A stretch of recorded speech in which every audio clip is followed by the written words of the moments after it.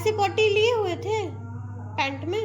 मैं किया था। तो दीदी ने फिर वॉश कराया था, क्लीन कराया था? आपने किया था। दीदी ने हेल्प नहीं करी? स्कूल में किसने पूछा तुमसे कि पॉटी हो गई? कैसे पता चला?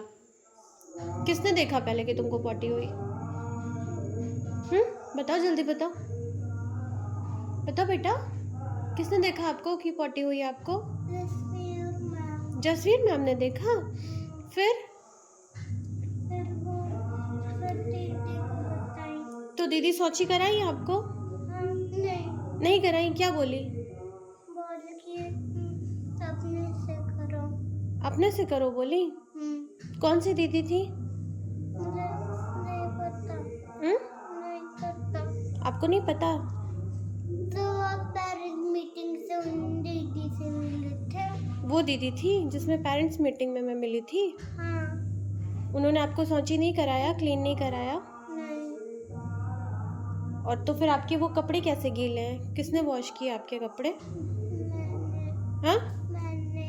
आपने खुद से वॉश किए? अगर आपके बच्चे भी बड़ी बड़ी मिशनरी स्कूलों में पढ़ते हैं तो सावधान हो जाइए। यह खबर आपके लिए है। बड़ी इमारत और बड़ी व्यवस्था के नाम पर हर शहर में मिशनरी की बड़ी स्कूल संचालित होती हैं और इन्हीं स्कूलों में व्यवस्था के नाम पर अभिभावकों से मोटी रकम वसूली जाती है और पेरेंट्स अपने बच्चों को बेहतर भविष्य के लिए खुशी खुशी देने को तैयार होते हैं। लेकिन रीवा के बोदाबाग स्थित ज्योति किंडरगार्टन स्कूल में 5 वर्षीय एलकेजी के छात्र के साथ जो कुछ हुआ वह बेहद चौंकाने वाला है। रीवा शहर के बोदाबाग स्थित ज्योति किंडरगार्टन विद्यालय में अध्ययनरत 5 वर्षीय एलकेजी के छात्र को शारीरिक और मानसिक रूप से प्रताड़ित किए जाने का मामला सामने आया है। परिजनों ने जिला शिक्षा अधिकारी से पूरे मामले की शिकायत की है।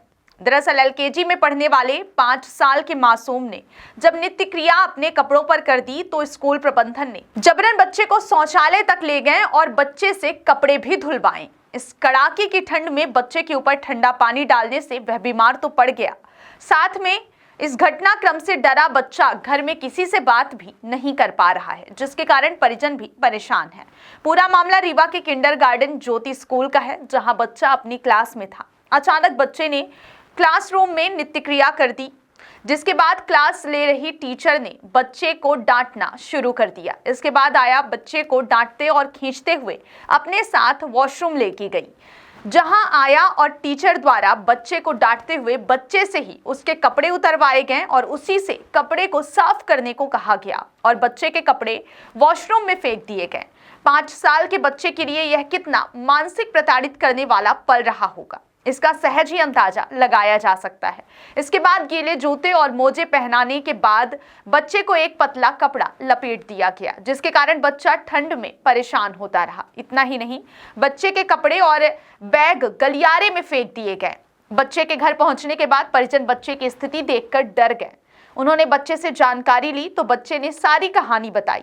इसके बाद परिजन जिला शिक्षा अधिकारी से शिकायत कर कार्यवाही की मांग कर रहे हैं। परिजनों का कहना है कि इस विषय को लेकर उन्होंने कई बार स्कूल प्रबंधन से बात करने की कोशिश की, लेकिन स्कूल प्रबंधन ने उनसे कोई भी बात नहीं की। यहां तक कि परिजन कई बार स्कूल के चक्कर भी लगाते रहे, लेकिन सुनवाई नहीं हुई।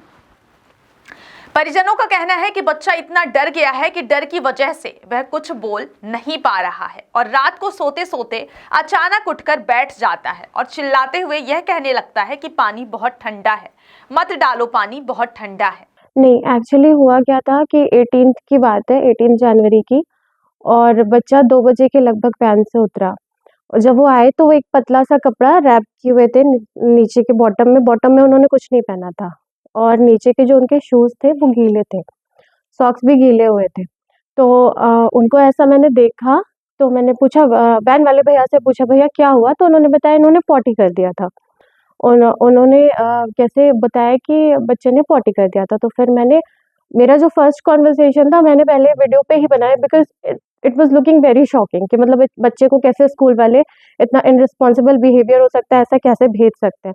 तो मैंने बच्चे से पूछा, रिकॉर्डिंग कर रही थी मैंने पूछा कि आपको कैसे ऐसा हो गया बेटा? तो उन्होंने बताया मुझे पॉटी हो गई थी और मेरी ड्राइंग टीचर थी वहाँ पे, जसवीर मैम, उन्होंने मुझे आया दीदी को दिया और आया दीदी मुझे ले गई फिर मैंने अपने कपड़े मुझसे बोली कि आप अपने कपड़े खुद से धोइए और मुझे वॉश भी अपने प्राइवेट पार्ट को खुद से करना पड़ा और मतलब इतना उन्होंने मुझसे बताया।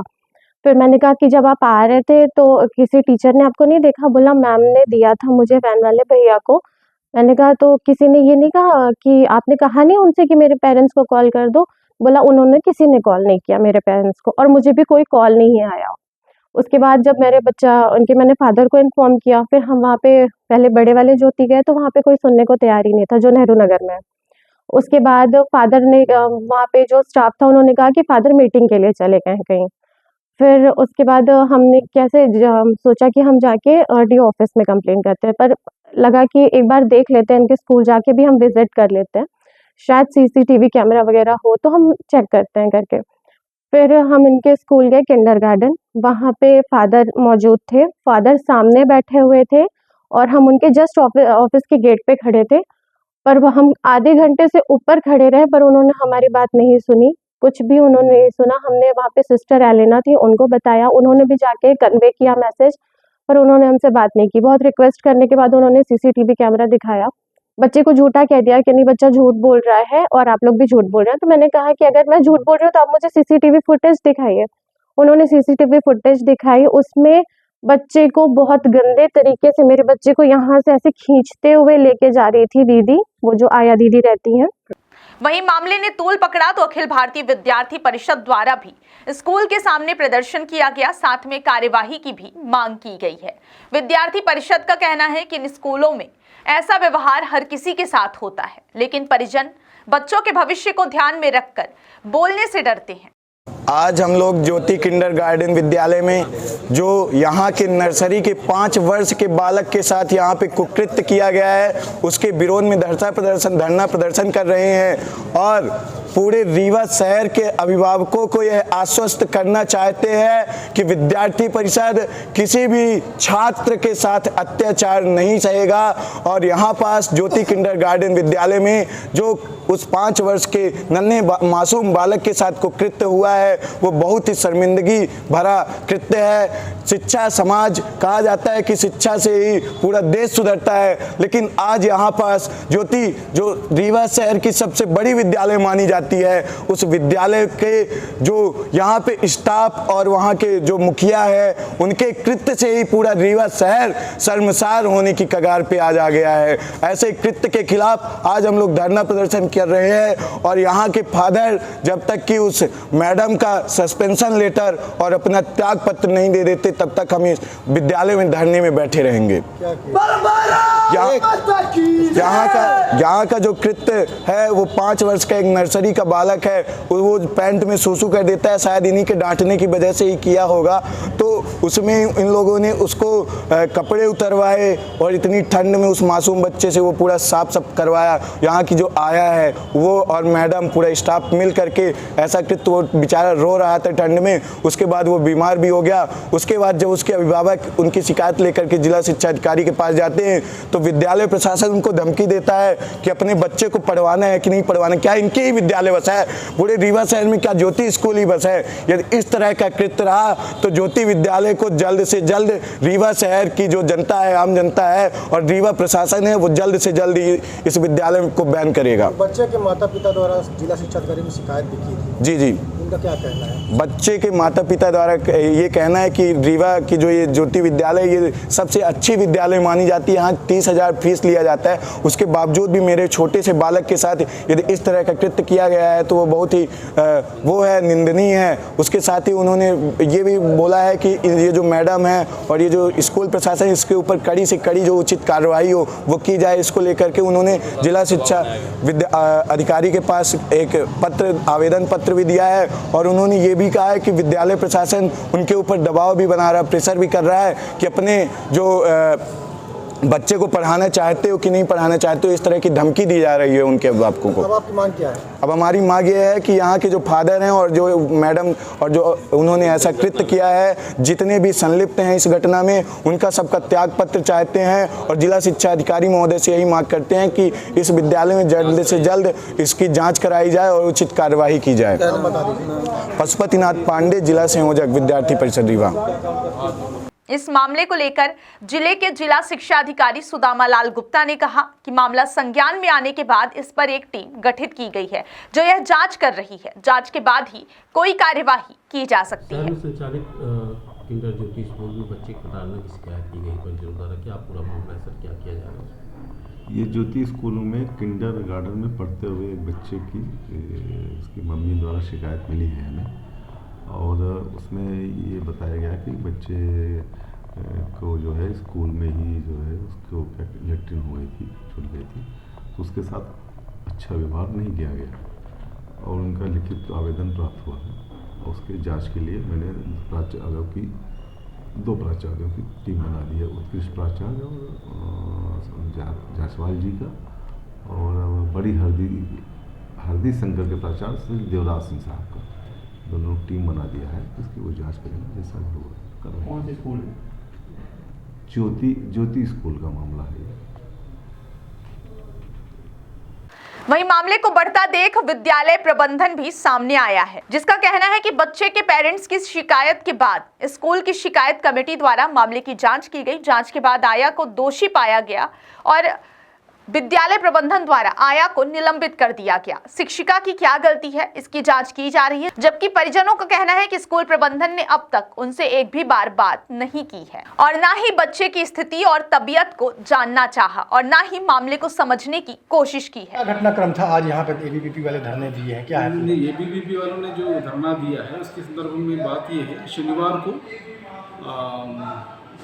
18 तारीख को लगभग छुट्टी के समय के आसपास में एलकेजी के एक छात्र है, लगभग 4.5 से 5 साल के छात्र हैं, उन्होंने अपने कपड़े में ही वो लैट्रिन कर दिया था।